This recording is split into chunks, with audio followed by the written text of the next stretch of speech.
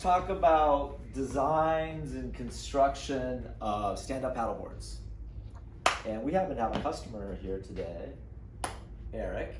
Hi, Eric. Whose mother-in-law apparently is in the market for a stand-up paddleboard, so this should be perfect. Yeah, what is she, do you know what she kind of sees herself wanting to do with it? Ideally, I think she has a pipe dream for getting the grandkids on it, really. So something for the grandkids to play with. Just playing around? Yeah. Yeah, so okay. like 3, 4, 5-year-old grandkids. Got it. So she's not going to be going out cruising around the lake too much, she's just going to... She might want to do that as well. Okay, as usual, multiple desires out of one thing. All right. So, do you know anything about boards? Very little. What can you tell us just looking at these? Is this a fairly decent representation of the different boards and constructions? Well, this one is, I can tell this one's an inflatable. Okay. I'm staring at the valve. So, like a raft inflatable? I would assume. Yeah. Okay. Yeah. And Well, these two look similar to me. yeah. So go ahead and feel them. Let's see if do they feel similar on top. So this one's grippier and spongier. Yeah, so this is a foamy, so it's a foam top. With usually they have vinyl on the bottom for the hull, where this is a glass board. This particular one it looks like some bamboo or something, and it does have the foam grip deck pad, but it's going to be fiberglass all the way around. Yep. So fiberglass is much more rigid, much faster through the water. Faster doesn't mean racing, it just means easier to paddle. They'll be lighter and potentially more durable, actually, if you take care of them, than a foamy. Foamies can paddle okay, but they are pretty susceptible to damage. You can see this one's got a big old chunk out of it right there. And once you get that chunk anywhere in a foam board, they start sucking up water and they get really waterlogged. And I'm sure if you look around at your cottage or your neighbor's cottage, they've got one stuffed under the deck that weighs like 50 pounds and is all like flexy and stuff. Okay, the inflatables are of some sort of vinyl or rubber, and the good inflatables are actually really, really strong, and you can pump them up to be really, really stiff. So what would be an advantage of an inflatable, do you think? Yeah, this one isn't pumped up to the full amount. When you pump them up to the full amount, they're as hard as a glass board. Right off my top of my head, I would say portability is, I would assume this can deflate. Yeah, so portability for sure. I mean, that is one of the biggest selling points. So I can put it into a backpack right here. The whole thing with pump, paddle, everything goes into this, which you can fly with, throw in the trunk of your car, and you're good to go. Yep. These are a little bit tougher to travel with. You definitely have to have a rack on your vehicle if you're going to try and transport them, and much more awkward to store and deal with. Okay. What would be another advantage of an inflatable? Are they more buoyant? They could be, yeah, but not inherently so. It just depends on how thick they make them. So all boards, the buoyancy, it's a good question, is a reflection of how thick they are. And the thicker they are, the more buoyant they are, the bigger a person they're going to support. So if you have the 3 grandkids wanting to play around and an adult, then a little bit thicker board would be pretty cool. They're also going to be a little bit more forgiving if you fall on them. So if you're just playing around again, that's better than if you fall on a glass board. You can actually break or dent glass boards. Okay. Another advantage. What would be another advantage? Ideas? Of the inflatable? Yeah, the inflatable. So they are, in my opinion, again, if you get a good one. So you need to spend in that $1,000 to $1,300 range at least to get a good inflatable. Glass boards usually spend in that $1,200 to $1,500 range, and foamies are kind of in the $600 to $700 range. They're indestructible, really. I mean, they're made out of a commercial grade river rafting type of Hypalon or some version of that.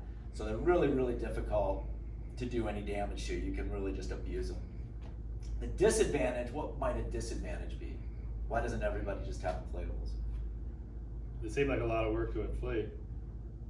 If you have a pump, they're not too bad. They come with the pump. You can pump them up in about 10 minutes, but it is more work than just showing up and hopping on your board and going, for sure.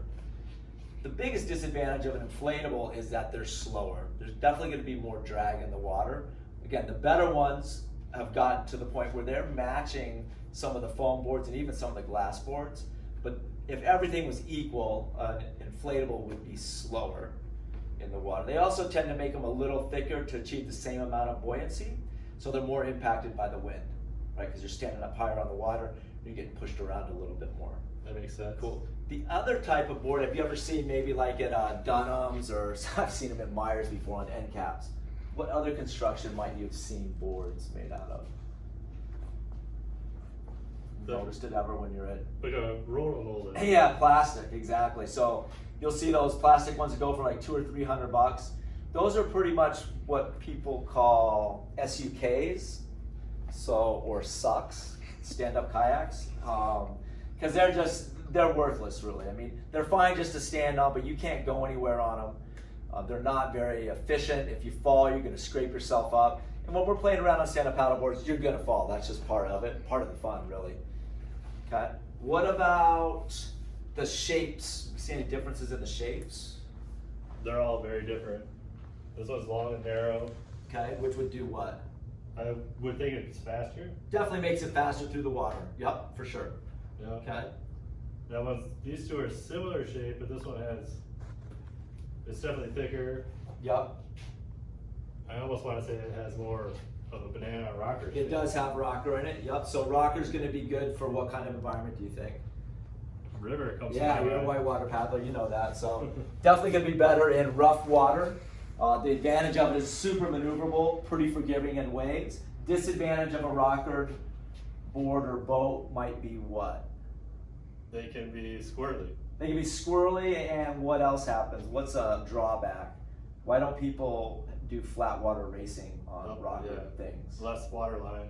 Yeah, so they're gonna push water and tend to be slower. When you've got the surf or the river pushing you, they're amazing. When you don't, not quite as amazing. This board would be more fun on flat water than that board would, okay? There are some, just to veer off here into a tangent, where you'll see that they're kind of almost look like this shape, where the front of the board is going to look like this. They're called displacement hulls. We don't have any in here. And they're actually built just like kayaks or canoes. They displace water. It cuts through the water. You stand up higher on them. They're usually narrower, and they're made for racing or for touring. Like if all you want to do is just get a workout and cruise around the lake, and you're not going to be trying to do, pivot turns and play around and have the kids on it, do yoga, the displacement type boards are awesome. But for anything else, they're kind of specialized. We generally go to these more all-around or surf style. So what about this one? Any notice anything with the glass board? It looks wider to me. Yeah, a little bit wider again, so a little bit, maybe a little bit more forgiving, balance-wise. Yep. And so the other thing we want to look at too when we're looking at the shapes of these boards are the rails. So the rails are the sides of the board. And if you look at this board, it's a really good example of both types of rails. So you've got, just like on the inflatable and on the foaming, you've got this rounded off rail. And then when you get towards the tail, it becomes real hard and real crisp, almost an edge. Any ideas on that? Why we would do that? Does this help with maneuverability? It could. Why would that help with maneuverability? With that edge, to catch water? It lets you have more positive control if you were surfing, because it's going to hold on the wave instead of sliding down it. Mm-hmm. At the same time, in rougher water, or if you're not quite as skilled, it's going to grab and trip over that water, so it's not quite as forgiving. So what they do on this is an all-round board. Like you can surf it, but it's not like let's go out and just surf all day. A little forgiving, and the water just goes right underneath it. It's not grabbing it. But in the back, if you were to get a good day, maybe on Lake Michigan, or if you went to the coast, you can still have that tail be able to set and hook up on the face of a wave. Okay. And then what are these about? They're fins. The fins, but what about these in particular? Oh, on the side? Yeah. Most often you see folks have these in. What would we have these guys in there for? Again, for surfing? It is for surfing, but then why does everybody have them on their boards? Because most people aren't surfing. I would say 3% of all stand-up paddle boards are sold to surfers. 97% of boards are not used for surfing. But they put them on there anyways. So again, this is intended to help hold you on a wave, just like this rail is, this hard rail. This is to give you bite on the side of a wave. It's gonna make it slower because it's gonna create more drag, Right. and make it harder to control when you're just out paddling for fun. So in the shop, they all put these on there because they think it looks cooler and that's like surf. But the reality is, you really don't need them unless you're actually surfing. The board's gonna be much faster and easier to paddle just with the center fin. Interestingly enough, No center and fin. that doesn't even have a center fin after we said all that, right? But why would that be?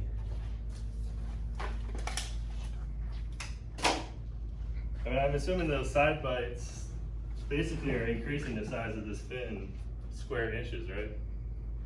Never thought of it that way. So it's like a way of But- having like a way bigger fin on the back, and this would kind of equalize that. So why wouldn't you want a big center fin on a board that you can paddle in rivers? Catch on stuff. Yeah, it's gonna hit on rocks and stuff. Yeah. So by giving the side bites, it just gives you some control so you're not sliding all over the place, especially when you're crossing current lines. Helps it handle a little bit better without tripping over like you would having a regular center fin. Cool. All right. Questions, or what board do you think would be appropriate for what your mom-in-law would want? For like playing with stepkids and kind of an all-around board, I would probably steer towards the inflatable. Yeah, but maybe not an inflatable that's river oriented, right? They make these in all different designs. So you could get an inflatable that's more designed like an all-arounder. That sounds So like it's easy to paddle places, but it's gonna be fun, durable, and easy to transport. and store. And store, exactly. Not gonna take up a ton of space. Great. Awesome, thanks.